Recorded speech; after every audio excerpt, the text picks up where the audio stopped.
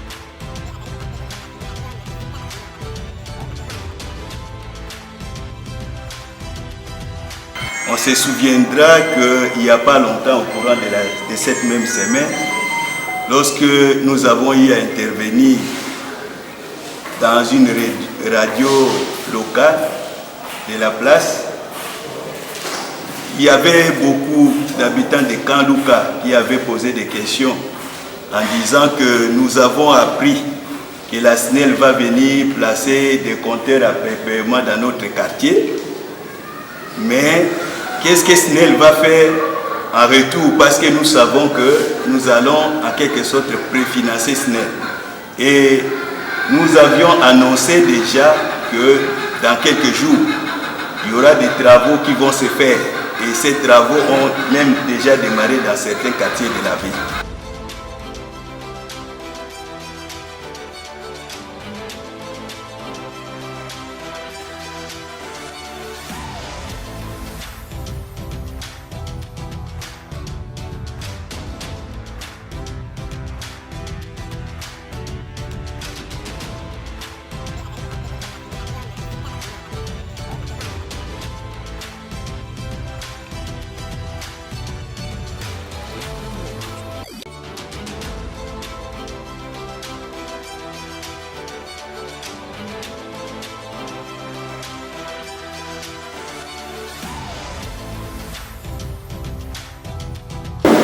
Bien expliquer que nous allons assainir le réseau amont d'alimentation de Kanluka. Ça signifie quoi? les câbles moyenne tension qui viennent du poste de Makala pour alimenter le Kanguka, il était vétuste. Nous allons remplacer tous les tronçons à problème de ces câbles-là par du nouveau, et tous les poteaux accidentés ou des poteaux inclinés ou des poteaux dont la base a été déracinée,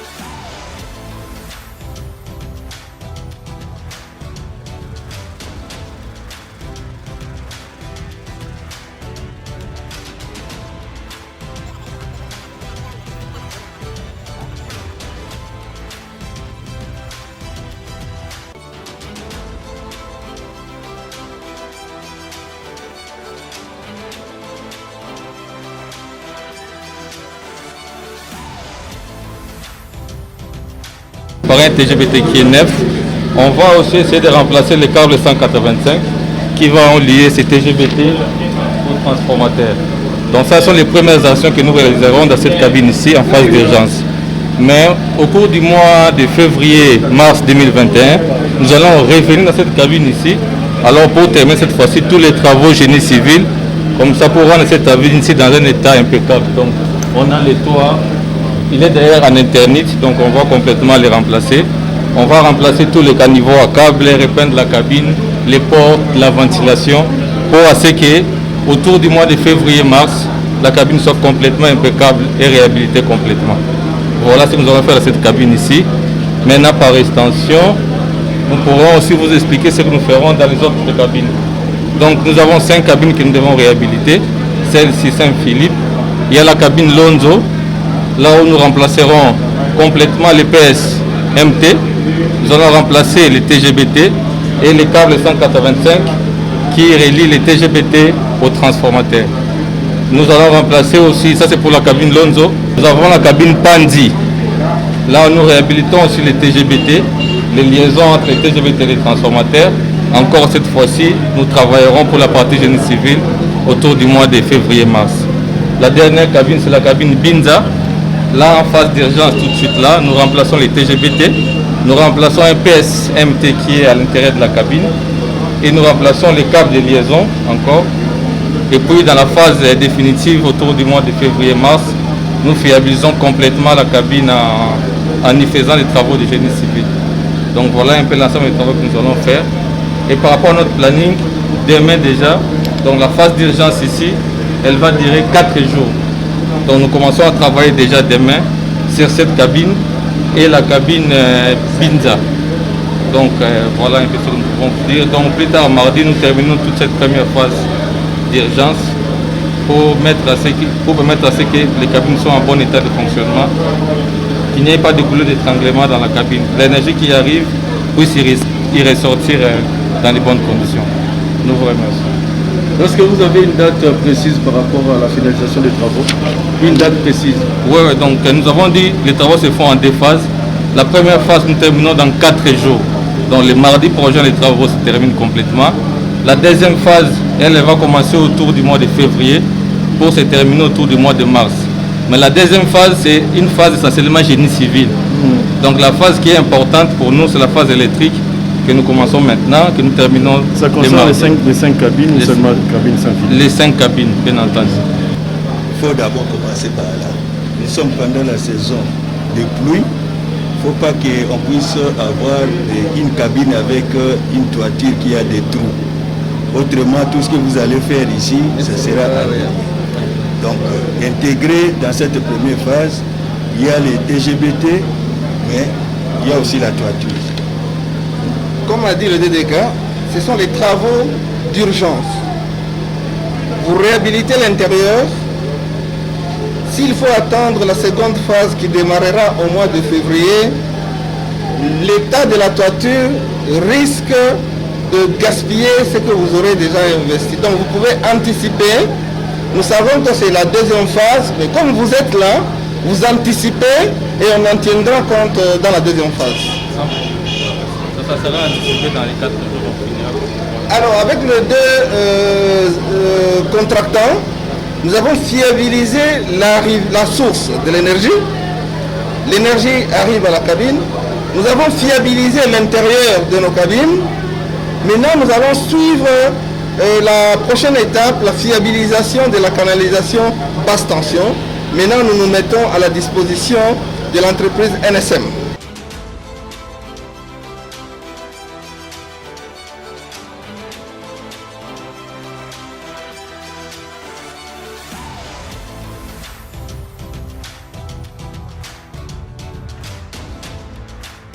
De la moyenne tension, nous avons fiabilisé les équipements électromécaniques dans les cabines. Nous avons fiabilisé les canalisations basse tension, donc dans les délais tels qu'on vient de communiquer. Si vous revenez, vous ne trouverez plus tout ça. Tout ça, vous ne trouverez plus. Alors maintenant, on a fiabilisé la basse tension. On arrive sur les avenues et les rues. À partir de ce moment-là, nous devons maintenant identifier les clients à raccorder et placer les compteurs après paiement. Alors à ce moment-là, comme je vous ai dit, cette tâche-là, nous l'avons confiée à une maison experte qui est la maison AMK qui va nous présenter le gros des travaux qu'ils auront à exécuter. Nakan Luka, Tokotia au moins 18 231 compteurs. Mais première phase, tu as lancé il y a 9 000. Avantage, nango ezanin. Moutouye moko. Akobanda ko gérer maintenant courant naye. Ça c'est de 1. Akoye bako calculer consommation naye na sombaki ya 2000 et salinga autant de jours. Pour na ko éviter ba makambo bazako yebisa biso ya ba surfacturation. Oh non facture ya ki cher et sala ki bon. Deuxième avantage, c'est que et qu'on réduire tôt ou suit pas aussi ça phénomène de lestage. Parce que lorsque nous tenions sans amener responsable à gérer courant, il y aura plus de coupures, de surcharge et consorts là. Voilà papa, où t'es donc population où t'es en français, ce qu'on peut expliquer bana kaluka oyo bazotalo siko na la télévision mosala ni bino awa NSM bozali ko sala. Ok, NSM aye pote tokoka kobongisa musala oyo esalamaka liboso. Musala oyo esalamaka liboso eza na mwa ba kokoso ebele. Yango na toye pote tokoka kotia ba kabine ya mike oyo permetaka ke tokoko tia basinga oyo kokende na nani epa ya ba client. Alors à partir ya ba kabine ya mike oh babenga PS, j'ai évité que l'on en français. Ba PS, ils ont un poste de sectionnement en basse tension. Dès et pas y tokolongola courant et au kendena basinga. Oh basinga o nyo surtout o e baby tokolongolango tokotia singa ya sika. Bongo yango ekoka ko permettre que ba o ba koya ko tia compteur bazala ba koko sauter. mpe baclient bakoka kose plaindre te.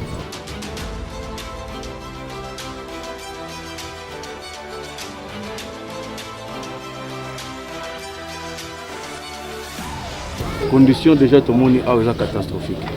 Nini ko ko ebisa na ba papa ba mama ba abonné à SNEL o ba moni ba yoki ke DDK SNEL akiti la quartier na bango na kombo ya DG na yaki awa na kombo ya directeur général et bonga ki yemoko azalawa po a lancer ba misalo izo salamawa mais azu empêchement yango atinda kingai kenaya ko représenter en tant que responsable numéro 1 ya réseau ya ville ya Kinshasa.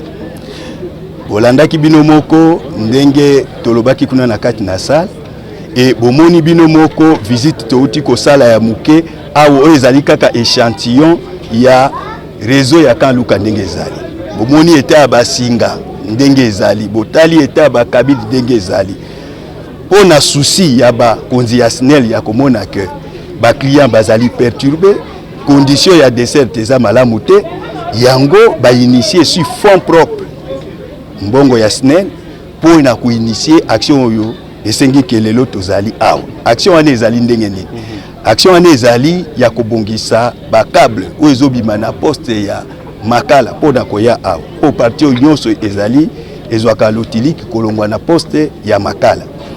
Action ya liboso yango wana. Action ya mibale ezali ba cabine oyo ezali awa bomoni moko touta ikotala wana eta ezali. Monique na niveau ya tableau basse tension makambo eza ya kobeba et puis eza na madusu na batol il faut to changer yango to tia biloko asika et puis na réseau basse tension bomoni toza ko bakisa ba poto ya sika toza kolongola basinga oya kala toza ko tia ya sika ezali programme oyo na anosaki na poso uti kosila awa oyo ezokende kosila awa na lobaki ke 2021 ezali mbula ya action ya fiabilisation remise en conformité ya réseau BT. Remise en conformité ni koloba ya kozongisa na kosembola ba ndenge ya kosala na kati ya réseau na kolongola ka ba câble oyo ya mabe ya kotiaka biloko ya sika pe ya komema ndenge ya ko permettre à client SNEL azala responsable ya consommation na ye ezala te que client asala kaka boye ko gaspiller courant po tant azali ko gaspiller courant wana azali ko empêcher baninga musu ba bénéficier na courant wana azali ko créer surcharge yango to tie système auto bengi prépaiement pour rendre abonné SNEL responsable ya consommation na ye avantage eza munene eza lokola na utai koloba ke ba rendre yo responsable eza lokola na suka sanza tata mama akei na wenze ake na alimentation asombisa ki aloso aye nango na ndako yende aza mokonzi yenda kokoloba kelelo na kolia 5 kg lobi na kolia 10 kg pour e permettre ngana koma na suka sanza na saki o na sombi eza ndenge moko soko na ndako tata ko ikoloba nazaka kana mbongo ya kosomba 10 kWh na ngai na ndako tango 10 kWh wana asombi yango ya credit akotia système ya koloba na kati ya ndako to pelisa ba mwinda pamba te soki toza na salon to buma mwinda na kati na chambre to tika te kampule eza kopela kaka ndengo wana gaspillage osala leloko moko te to yeba tango nini tokoki kolamba na tango nini tokoki kotika kolamba pour na kosala économie ya énergie. Économie ya énergie wana toza koloba eza na avantage mingi po ezo permettre pe ba câble ya SNEL et sala na ndenge logo bani po soki to komi na état ya réseau lokola bozo mona lelo batango bebi po quelque part surcharge surcharge ndeza ko bebisa ba câble mais soki mutu na mutu akomi responsable na ndenge ya ko consommer courant na ye na ndako et ko permettre pe ba équipement SNEL et paiement et ko diminuer pe nombre ya ba panne et ko diminuer pe nombre ya perturbation et ko permettre mutu nyosa za na lotiliki na ndenge bungi na kati ya ndako biso pe SNEL côté na biso pe to ko pema olie butu batu ba ya batala visible kufi et ko zala esengo pona biso nyoso voilà avantage ya ba compteur auto e ko tia awo boye na pratique au bolobi bosali bien que tout ça na débit na yango population pe na part na ye aza pe na ba préoccupation ezalaki nini neti tolandaki lobby na Top Congo lobby que to bozana tini ba journalier té donc c'est la zone reconnaître ba journalier té. Or comme on a bien ba journalier on a bango nde bazo sala plus que engagé. C'est comme ça bango o bengi na butu, o bengi na aide no sa ko ya po bozana pembeni. Alors pour réaliser la pratique, c'est comme ça la population a payé au mémo où ils ont besoin d'aller pour représenter pas ya mon continent à Tindaki. Donc merci mon continent. Donc merci mon continent.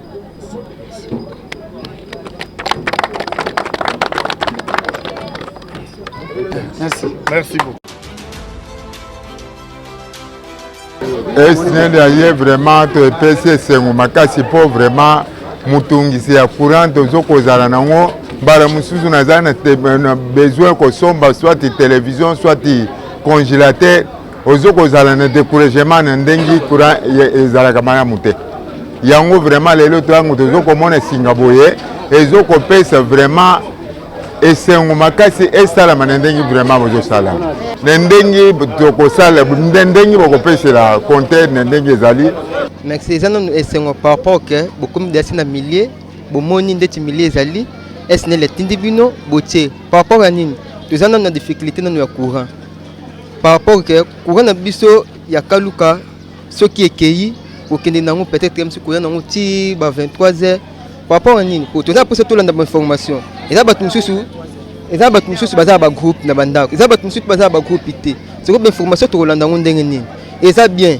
bana mai il faut ba comprendre que ba papa na ba mama ndenge to mesani koloba SNEL eza société ezo ila bino lotiliki wana ezo ya pamba te lotiliki ezo ya ofuti mbongo osaleli lotiliki mais tomoni que loi ebimisika epekisi biso to facturer mutu forfaitairement donc to facturer mutu aza na compteur te yango toye na compteur oyo babengi ya prépaiement ndenge tosombaka unité totie na téléphone obengi yango tokobanda mutu nyonso na ndako place aza atie compteur na ye soko sombi yo nde oyebi kosalela ti ekosila osombi mosusu mais entre temps oyo ozosalela te ndambo wana etikali ekopermettre biso mpe toservir bandeko mosusu mais tocomprendre que bana mai ya kan luka singa depuis totia baremplaça te bamiyibi bakota batechnicien ya lokuta bakota babebisa réseau na programme ya directeur général na biso Jean Bosco Kayombo alobi te na mwa misolo moke ekoti na kese tokende na kan luka tokomisa réseau wana sika tokomisa réseau sika tokotia mpe bacompteur après paiement compteur après paiement eza te que non il faut zala bamillion te pour être dans téléphone tokoma kosomba méga na ya 50 francs na ya 500 francs donc kosomba courant na yo ya 1000 francs otali TV soki esili olali donc voilà population asala continuer kosala biso confiance tozalaki na mbenzale ndenge olobi ndenge tokendaki eyaka na molili totie cabine totie bango prépaiement oyoki papa ndenge alobi que depuis azosalela prépaiement aza na difficulté sur na SNEL te toye na terre jaune omoni ka totie éclairage public ya pamba ba population esepelaki elobi c'est insécurité tobengani yango mais tosuka kaka na éclairage public te tokota pe na bandako pour que lotiliki ezala totalelaka makambo nyonso bien tolonda mokonzi ya mboka ndenge alobi tokende liboso. Voilà en gros ce que je peux dire. Voilà na bandi bolandi émission na biso quelle boule sur la SNEL bolandi intervention il y a des cas SNEL monsieur Bokele nenga pesi explication na lingala pour na bino bana Kinshasa bo comprendre tokobeta cette mingi na likambo etali avantage na likambo etali compteur prépayé papa maman ndima ba ko tshela compteur ya prépaiement pour permettre yo ofuta facture na yo ya moke et comme le rôle unité na ya téléphone liboso bane ko la facture ya SNEL ata 2 semaines courrier ya quitté moment na babambi yo boye au 30 000 francs congolais le lot comme possible au sommet même courant à 1000 francs ce qui 2 semaines courrier ya quitté yeba que 1000 francs na sommet courant ezakak tant courrier ko zonga yom toza bénéficiaire bon nima yango eza na avantage belé tozo continuer toujours na mission na biso quelle boule sur la SNEL pour na la sensibilisation na bandi na émission ko ya to lobela bongo pour na bande ko ya mbenza le pena terre jaune ndenge tokitaki visite kuna bokozwa explication nyonso bosa la confiance na SNEL bofuta ba facture na bino pour permettre SNEL azana misolo après sa biso lotilik auto zali ko senga bye bye.